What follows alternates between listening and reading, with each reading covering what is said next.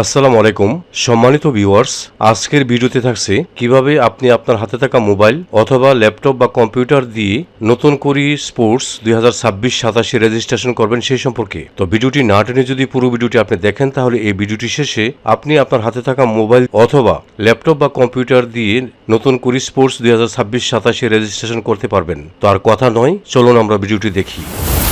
এর জন্য আপনি আপনার মোবাইল, কম্পিউটার বা ল্যাপটপে থাকা যে কোনো একটি ব্রাউজারে প্রবেশ করবেন। তো আমি ক্রোম ব্রাউজারে প্রবেশ করছি। ক্রোম ব্রাউজারে প্রবেশ করে এই যে সার্চ বার আছে, সার্চ বারে আমি যে লিঙ্কটা দিব সেই লিঙ্কটা আমি এই ভিডিওর ডেসক্রিপশন বক্সে দিয়ে দিব। তারপরে ওই লিঙ্কে ক্লিক করে নতুন করে স্পোর্টসে আপনারা প্রবেশ করতে পারবেন। তো আমি লিঙ্কটা দিয়ে দিই। তো আমি লিঙ্কটা দিয়ে দিলাম। তো আমি এখন এখানে ক্লিক করব। করার পরে দেখেন আমি এই পেজে আসছি। এখানে লেখা আছে নতুন করে স্পোর্টস 2026 তৃণমূলের প্রতিভা থেকে আগামীর চ্যাম্পিয়ন। আচ্ছা, এখানে একটা জিনিস দেখেন, তৃণমূল পর্যায়ের 10 থেকে 14 বছর বয়সী শিশু কিশোরদের সুপ্ত ক্রীড়া প্রতিভা অন্বেষণ করছি এবং রাষ্ট্রীয়ভাবে তাদের বিকাশের জন্য এক টেকসই প্ল্যাটফর্ম তৈরি করছি। আর যারা দাবা খেলবে তাদের বয়স কিন্তু 8 থেকে 14 বছর বয়সীরাও অংশগ্রহণ করতে পারবে। দাবা ছাড়া অন্যগুলি 10 থেকে 14 বছর লাগবে। তো এখন যেহেতু নিবন্ধন করব, এজন্য আমি নিবন্ধন করুন এখানে ক্লিক করব। এখানে ক্লিক করার পরে রেজিস্ট্রেশনের আগে একবার পড়ে নেবেন এগুলি, যে অংশগ্রহণের বয়সসীমা সকল ইভেন্টে বালক বালিকা 10 থেকে 14 বছর বয়সী ছাত্রছাত্রীরা হবে। জন্ম তারিখ 1 সেপ্টেম্বর 2012 থেকে 31 আগস্ট 2016 এর মধ্যে হতে হবে। আর শুধুমাত্র যারা দাবা ইভেন্টে অংশগ্রহণ করবে তারা 8 থেকে 14 বছর বয়সী ছাত্রছাত্রী হবে। আর সেই ক্ষেত্রে তাদের জন্ম তারিখটা 1 সেপ্টেম্বর 2012 থেকে 31 আগস্ট 2018 এর মধ্যে হতে হবে। আবেদনের জন্য প্রয়োজনীয় কাগজপত্র দেখেন কি কি লাগে। অনলাইন ভেরিফাই জন্ম নিবন্ধন সনদ শিক্ষার্থীর ক্ষেত্রে, আর শিক্ষা প্রতিষ্ঠান প্রদানের প্রত্যয়নপত্র, সদ্য তোলা পাসপোর্ট সাইজের রঙিন ছবি। আচ্ছা, শিক্ষা প্রতিষ্ঠান প্রদানের যে প্রত্যয়নপত্র লাগবে সেই প্রত্যয়নপত্রে কিন্তু শিক্ষার্থীর ছবিও থাকবে। আমি নিয়মটা আপনাদের দেখাবো। তারপরে দেখেন মাধ্যমিক স্কুলের ক্ষেত্রে 6ষ্ঠ থেকে 8ম শ্রেণীতে যারা আছে তাদের ক্ষেত্রে এটা। আর এই নিয়মগুলো আপনারা একটু পড়ে নেবেন। আর প্রাথমিক স্কুলের 5ম শ্রেণী পর্যন্ত অধ্যয়নরত শিক্ষার্থীদের জন্য অতিরিক্ত কি কি লাগে দেখেন। সর্বশেষ পূর্ববর্তী বছরের বার্ষিক পরীক্ষায় ফলাফলের সত্যায়িত কপি, আর প্রধান শিক্ষক কর্তৃক ক্লাস ও বয়স সম্পর্কিত প্রত্যয়নপত্র। এই প্রত্যয়নপত্রই ওই যে এটা শিক্ষা প্রতিষ্ঠান প্রদানের প্রত্যয়নপত্র। আচ্ছা, এগুলি পড়ার পরে আমি বুঝেছি, এগিয়ে যান, এখানে ক্লিক করবেন। আচ্ছা, এখানে ক্লিক করার পরে এখানে দেখেন অনলাইন ফর্ম নির্দেশিকা, আপনারা এটা এখানে ক্লিক করে একটু পড়ে নেবেন। আমি দেখাচ্ছি। এই যে দেখেন ব্যক্তিগত তথ্য ছবি আপলোডের ক্ষেত্রে এই যে সর্বোচ্চ 2 MB কাগজপত্র যে প্রত্যয়ন দেবেন, সনদপত্র, প্রত্যয়নপত্র বা অভিভাবকের NID আপলোড করুন। এটা PDF বা ছবি আকারেও তুলতে পারেন। ঠিকানা, তারপরে ইভেন্ট ও জমা এগুলি। তারপর ব্যক্তিগত তথ্য, খেলোয়াড়ের নাম বাংলা ও ইংরেজিতে দেবেন, জন্ম নিবন্ধন নাম্বার, জন্ম তারিখ, লিঙ্গ, পিতা ও মাতার নাম, অভিভাবকের নাম ও NID। তারপরে দেখেন ছবি আপলোড করুন। বক্সে ক্লিক করে ছবি বাছাই করুন। ক্রপ উইন্ডোতে মুখ ঠিকমতো রাখুন। সেভ ফটো বোতামে ক্লিক করুন। ছবি সেভ না করলে আবেদন জমা হবে না। আচ্ছা, ছবির সাইজ সর্বোচ্চ 2 মেগাবাইট হতে হবে। ঝাপসা, অস্পষ্ট বা সানগ্লাস পরা ছবি গ্রহণযোগ্য হবে না। শিক্ষা প্রতিষ্ঠানের কাগজপত্র দেখেন। জন্ম নিবন্ধন সনদ এটা অবশ্যই দিতে হবে। Online verify copy PDF, JPG বা PNG ফরম্যাটে দিতে পারবেন। এটা সর্বোচ্চ বলছে 5 MB। তারপরে প্রয়োজনীয় কাগজপত্র, অভিভাবকের NID সেটাও আপনি ছবি তুলে দিতে পারেন। এটার সর্বোচ্চ সাইজও 5 MB বলছে এখানে। আর প্রতিষ্ঠান প্রদানের প্রত্যয়ন যেটা স্কুলের অফিসিয়াল প্যাডে প্রধান শিক্ষকের স্বাক্ষর ও সিল সহ সর্বোচ্চ 5 MB। শিক্ষা প্রতিষ্ঠান ও শ্রেণী রোল এটা ঐচ্ছিক। স্কুলের নাম বাধ্যতামূলক, শ্রেণী ও রোল নম্বর দিলে যাচাই সহজ হয়। মোবাইল নাম্বার দেখেন। অভিভাবকের সচল মোবাইল নাম্বার দিবেন, পরবর্তীতে যোগাযোগের প্রয়োজন হতে পারে। ঠিকানাটা দেখেন। প্রথমে বিভাগ বাছাই করবেন, তারপরে জেলা, উপজেলা, ইউনিয়ন ক্রমে নির্বাচন করুন। প্রতিটি ধাপে আগেরটি নির্বাচন না করলে পরেরটি লোড হবে না। খেলার স্থান মানে যে উপজেলায় গিয়ে খেলায় অংশ নিতে চান সেই উপজেলা। স্থায়ী ঠিকানা ও খেলার স্থান একই হলে স্থায়ী ঠিকানা এবং খেলার স্থান কি একই, চেকবক্সের টিক চিহ্ন দিবেন। তারপরে দেখেন ইভেন্ট নির্বাচন। ইভেন্ট 1 বাধ্যতামূলক। এখানে football, cricket, kabaddi, athletics, badminton, দাবা, মার্শাল আর্ট, সাঁতার, ভলিবল বা টেবিল টেনিসের থেকে একটি বাছাই করবেন।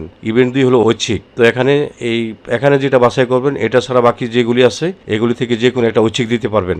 Badminton, table tennis, martial art, সাঁতার বা অ্যাথলেটিক্স নির্বাচন করলে উপবিভাগ দেখাবে। প্রতিটি ইভেন্টে সর্বোচ্চ 2টি উপবিভাগ বাছাই করতে পারবেন। তো সর্বশেষ হলো আবেদন জমা দিন। সব তথ্য পূরণ শেষে আবেদন জমা দিন এবং সংরক্ষণ করুন বোতামে ক্লিক করবেন। সফল হলে আপনার রেজিস্ট্রেশন নম্বর দেখাবে এবং স্বয়ংক্রিয়ভাবে প্রিন্ট প্রিন্ট কপি ডাউনলোড হবে, প্রিন্ট কপিটি সংরক্ষণ করে রাখবেন। আচ্ছা, একটা ইম্পর্টেন্ট কথা এখানে দেখেন, অনেকেই ভুল করে থাকেন, সেক্ষেত্রে কি করবেন, জমা দেওয়ার পরেও রেজিস্ট্রেশন নম্বর দিয়ে স্ট্যাটাস পেজে গিয়ে তথ্য যাচাই ও সংশোধন করা যাবে। ঠিক আছে, তো আমি এটা তো পড়লাম, তো আপনারাও একটু ভালো করে বিস্তারিত পড়ে তারপরে রেজিস্ট্রেশন ফর্মটা ফিল আপ করবেন। তো আমি নিবন্ধন করণে আবার গেলাম, গিয়ে এখন আমি শিক্ষার্থীর নাম এখানে বাংলায় লিখব। তো বাংলা লেখার ক্ষেত্রে মোবাইলে তো বাংলা ফন্ট এনে এটা লিখবেন, আর কম্পিউটার বা ল্যাপটপের ক্ষেত্রে আপনারা এই যে দেখেন অব্র আছে, এখানে বাংলা করে তারপর এখানে লিখবেন। তো আমি লিখে দিচ্ছি, লিখে দিলাম। এখন শিক্ষার্থীর ফুল নাম ইংলিশে লিখবো এখানে। তো এটা লিখতে গেলে আমি যে অব্রটা আছে এই বাংলা, এটাকে আবার ইংলিশ করে ফেলবো। তারপরে শিক্ষার্থীর জন্ম নিবন্ধন নাম্বারটা আমি এখানে দিব। আমি স্ক্রল করে একটু উপরের দিকে নিয়ে নিই। তো এখানে শিক্ষার্থীর জন্ম নিবন্ধন নাম্বারটা লিখে দিই। জন্ম নিবন্ধন নাম্বার লেখার আগে অবশ্যই জন্ম সালটা দিবেন। তারপরে ছবি আপলোড করুন। এই যে maximum size 2 MB auto crop, আপনি এখানে ক্লিক করবেন। করার পরে আপনি যে ফোল্ডারে রাখছেন সেই ফোল্ডার থেকে ছবিটা দিয়ে দিবেন।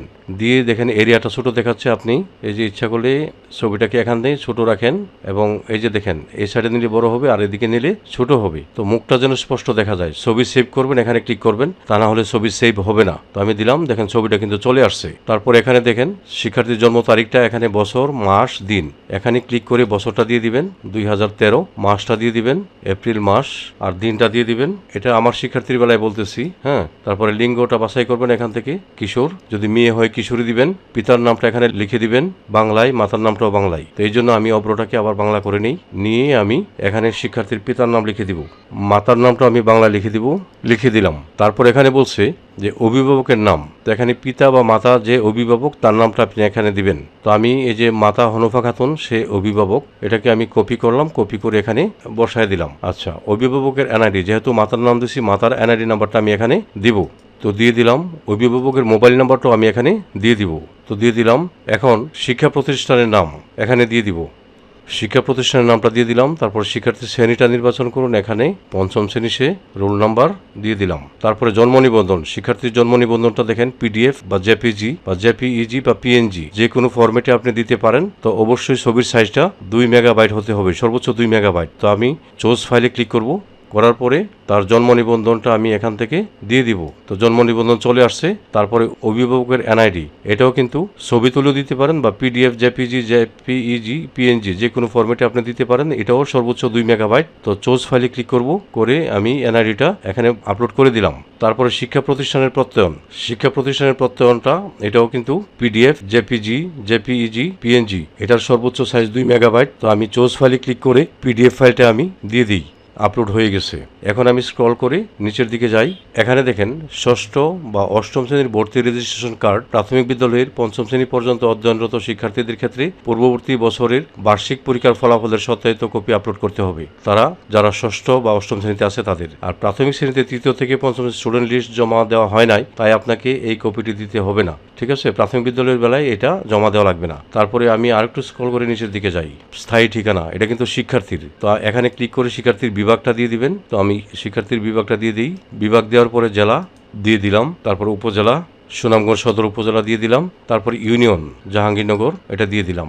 এখন একইভাবে খেলার স্থান, সে কি এই স্থানেই খেলবে নাকি অন্য কোথাও খেলবে। তো সেক্ষেত্রে যেহেতু এই স্থানেই খেলবে, এখানে একটা টিক মার্ক দেওয়ার অপশন ছিল, এখন নাই। তো আপনারা এখান থেকে যদি একই স্থানে খেলে আপনারা এখানে ক্লিক করে বিভাগটা দিয়ে দিবেন, তারপর এখান থেকে জেলাটা দিয়ে দিবেন, ঠিক একইভাবে এখান থেকে উপজেলাটা দিয়ে দিবেন, দিয়ে দিলাম। তারপর ইউনিয়নটা এখান থেকে দিয়ে দিলাম। দেখেন এই দুইটা কিন্তু একই, খেলার স্থানটা আমি একই দিচ্ছি। এখন আমি স্ক্রল করে নিচের দিকে যাই। এই যে ক্রীড়া ইভেন্ট নির্বাচন করুন, এখান থেকে নির্বাচন করবেন। করার পরে সে ফুটবল খেলায় আগ্রহী আমার শিক্ষার্থী। আপনারা কিন্তু এখানে যে অপশনগুলি আছে সবগুলি এখানে দেখে যে খেলা পারে সেটা দিবেন। তো আমি ফুটবলটা দিয়ে দিই। আর দ্বিতীয় ইভেন্ট যেটা, এটা সে কাবাডি ভালো পারে, আমি কাবাডি দিয়ে দিলাম। তারপরে আবেদন জমা দিন এবং সংরক্ষণ করুন। তো আমি এখানে ক্লিক করব।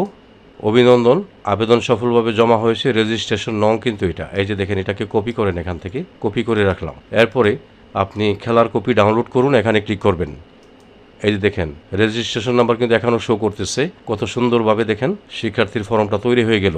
এখন পরবর্তীতে এখানে খেলোয়াড়ের স্বাক্ষর আর কর্তৃপক্ষের স্বাক্ষর এটা লাগবে, যদিও এটা আপলোডের অপশন ছিল না। এখন প্রিন্ট বা পিডিএফ সেভ করুন, এখানে ক্লিক করবেন। এখানে ক্লিক করার পরে আপনি সেভ এস পিডিএফ থাকা অবস্থায় এটাকে সেভ করবেন। এটা কিন্তু A4 সাইজে আসছে এখন। তো আমি এখানে ক্লিক করব, করার পরে তার এই ফোল্ডারে রেখে দেব, যে প্লেয়ার কপি রেজিস্ট্রেশন নাম্বার এখানে আছে। তো আমি এটা দিলাম, এখন কিন্তু সেভ হয়ে গেল। আচ্ছা, যদি আপনার এটা ভুল হয়ে যায়, এগুলি তথ্যগুলি সংশোধন করতে হলে আমি পিছনে যাব, পেছনে গিয়ে যে আবেদনটা কি অবস্থা সেটা দেখতে চাইলে আপনি যে আবেদনের অবস্থা এখানে যাবেন। আচ্ছা, এখানে বলছে যে রেজিস্ট্রেশন নম্বর, জন্ম নিবন্ধন অথবা মোবাইল নাম্বার দিয়ে অনুসন্ধান করুন। যদি কোনো তথ্য হালনাগাদ করার প্রয়োজন হয় তাহলে এডিট বাটনে ক্লিক করে তথ্য হালনাগাদ করতে পারবেন। সেক্ষেত্রে আপনি এখানে রেজিস্ট্রেশন নাম্বারটা দিবেন আর শিক্ষার্থীর জন্ম নিবন্ধনটা দিয়ে দিবেন। তো আমি এটা দিলাম। দেওয়ার পরে আমি আবেদনের অবস্থা এখানে ক্লিক করব।